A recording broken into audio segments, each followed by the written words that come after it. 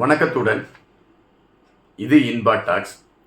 தமிழக அரசியல் களத்தை பொறுத்தமட்டில் தற்பொழுது இந்த கூட்டணி விடயங்கள் பரபரப்பாக பேசப்பட்டு கொண்டிருக்கின்றன. திமுகவை பொறுத்தமட்டில் தன் பங்கு தன்னோடு இருக்கக்கூடியவர்களை எல்லாம் வெளியே சென்றுவிட முடியாமல் எப்படி தடுக்க முடியுமோ அப்படி தடுத்து கொண்டிருக்கின்றார்கள். இந்த சூழலில் திமுக கூட்டணியில் இப்பொழுதே இடங்கள் கேட்டு போட்டியிடக்கூடிய இடங்கள் கேட்டு ஒவ்வொரு கட்சிகளும் தங்களுடைய விருப்பங்களை தெரிவித்துக் கொண்டிருக்கின்றார்கள் என்றும் அதன் அடிப்படையில் சில அதிர்வான செய்திகளும் வருகிறது என்கின்ற செய்திகள் வருகின்றன.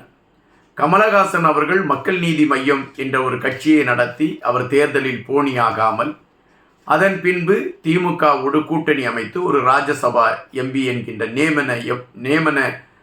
நியமனத்தை பெற்று அவர் இப்பொழுது ராஜ்யசபா எம்பியாக இருக்கிறார். இப்பொழுது மக்கள் மையத்தை மையப்படுத்தி வந்து கொண்டிருக்கக்கூடிய செய்தி என்னவென்றால், அந்த மக்கள் மையம் கட்சிக்காக கமலஹாசன் சார்பில் 15 இடங்கள் திமுகவிடம் கேட்கப்பட்டிருக்கிறது என்ற செய்திகள் வருகின்றன.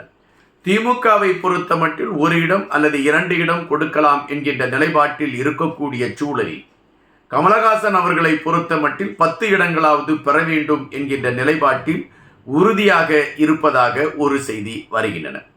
அதே வேளையில் காங்கிரஸை எப்படியாவது கூட்டணியில் தக்க வைத்துக் கொள்ள வேண்டும் என்கின்ற நெருக்கடி திமுகவுக்கு இருக்கிறது என்பதுதான் பரவலாக பேசப்படுகின்ற செய்தி.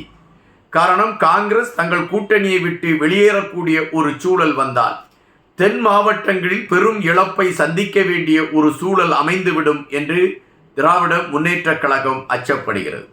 எனவே காங்கிரஸை தங்களோடு வைத்துக்கொண்டு பயணிக்க வேண்டும் என்கின்ற நிலைப்பாட்டில் திமுக மிக உறுதியாக இருக்கக்கூடிய காரணத்தினால் டெல்லியின் மேல்மட்ட தலைவர்களோடு பேச்சுவார்த்தை நடத்துவதற்கான களங்களை எடுத்துக்கொண்டு அந்த பேச்சுவார்த்தைக்கான சூழல்கள் உருவாக்கப்பட்டு கொண்டு இருக்கின்றன.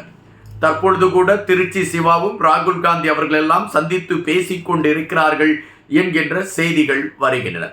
இது ஒருபுறம் இருக்கக்கூடிய சூழல், காங்கிரஸில் இருக்கக்கூடிய இன்னொரு பிரிவினர் ஒட்டுமொத்தமாக எங்களுக்கு திராவிட முன்னேற்ற கழகத்தோடு பயணிக்கக்கூடியதில் விருப்பமில்லை, நாங்கள் தமிழக வெற்றி கழகத்தோடு இணைந்து பயணிப்பதற்கு விருப்பமாக இருக்கிறோம், கூட்டணி ஆட்சி முறைமை என்கின்ற களம் எடுத்து வைக்கப்பட வேண்டும், அதுபோல 75 தொகுதிகள் காங்கிரசுக்கு ஒதுக்கப்பட வேண்டும் என்கின்ற கோரிக்கை ஏற்கப்பட வேண்டும், 75 இடங்கள் என்கின்றதில் ஒரு 50 இடங்கள் என்கின்ற பட்சத்தில் காங்கிரஸ் அதற்கு ஒத்துக்கொள்ளலாம் என்கின்ற பல விடயங்கள் இப்பொழுது பரபரப்பாக பேசப்பட்டு கொண்டிருக்கிறது. இன்னொரு பகுதியினரை சார்ந்து தற்பொழுது விஜய் அவர்களுடைய, அதாவது தமிழக வெற்றி கழகத்தின் தலைவராக இருக்கக்கூடிய விஜய் அவர்களுடைய தந்தை தற்பொழுது அவர் வெளியூரில் இருக்கின்றார். வெளியூரில் ஒரு செய்தியாளர்களை சந்திக்கக்கூடிய களத்தை அவர் மேற்கொண்டிருக்கின்றார்.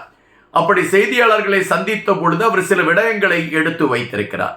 அதிலே அவர் குறிப்பிட்டிருக்கக்கூடிய விடயம் 2 விடயங்களை முன்னிலைப்படுத்தியிருக்கிறார். ஒன்று, தமிழகத்தை பொறுத்த மட்டில் காங்கிரஸ் இவ்வளவு தேய்மானத்திற்கு சென்றதற்கான காரணம் 2 திராவிட கட்சிகளை மையப்படுத்தி வைத்த கூட்டணி தான் காரணம். அந்த கட்சிகள் காங்கிரசின் வாக்குகளை பெற்றுக்கொண்டு காங்கிரசுக்கு சொற்ப இடங்களை கொடுத்துவிட்டு தங்களை அவர்கள் வலுப்படுத்திக் கொள்வதற்கான களங்களை எடுத்து விட்டார்கள். இதனால் காங்கிரஸ் பெரும் வீழ்ச்சியை சந்தித்திருக்கிறது. தமிழகத்தில் ஒரு காலகட்டத்தில் ஆட்சி பீடத்தில் இருந்த காங்கிரஸ் இன்று 4% வாக்குகளை மட்டும்தான் வைத்திருக்கிறது என்பது வேதனையான ஒன்று. தற்பொழுது காங்கிரசுக்கு ஒரு பொன்னான வாய்ப்பு கனிந்து வந்திருக்கிறது.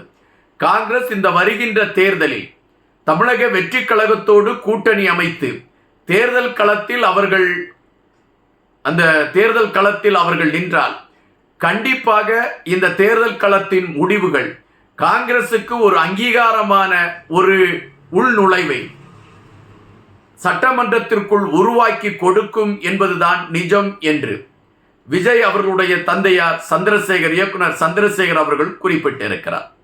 இது இன்று ஊடகங்களில் ஒரு பிரதான செய்தியாக வந்து கொண்டிருக்கின்றன. அதே வேளையில் காங்கிரஸ் கட்சியின் ஒரு பிரிவினர்களில் மிக முக்கியமாக இருக்கக்கூடிய கிரீஸ் அவர்கள் தெரிவித்திருக்கக்கூடிய விடயம் என்னவென்றால், எங்களை பொறுத்த மட்டில் கூட்டணி ஆட்சி வேண்டும் என்பதில் நாங்கள் தெளிவாக இருக்கிறோம், எந்த கட்சிகளையும் கெஞ்சி போய் எங்களுக்கான இடங்களை தாருங்கள் என்ற கேள்விகளை கேட்பதற்கு நாங்கள் விருப்பப்படவில்லை, நாங்கள் மிக தெளிவான ஒரு குறிக்கோளோடு இருக்கிறோம். இம்முறை எப்படியாவது நாங்கள் ஆட்சி பீடத்தில் எங்களுக்கான இடமும் இருக்கிறது என்பதை உறுதி செய்ய வேண்டும் என்பதில் நாங்கள் தெளிவாக இருக்கிறோம் என்று அறிவித்திருக்கிறார். இதே போன்று இன்னும் 2ஆம் கட்ட தலைவர்கள் பலர் தெரிவித்துக் கொண்டிருக்கின்றார்கள். இதே சூழலில் முகநூலில் காங்கிரசின் தலைமைகளை எதிர்த்து கடுமையான விமர்சனங்களை காங்கிரஸ் தொண்டர்கள் வைத்துக் கொண்டிருக்கின்றார்கள். தற்பொழுது ஒரு விடயம் அந்த பரபரப்பான ஒரு களத்தை நோக்கி நகர்ந்திருக்கிறது.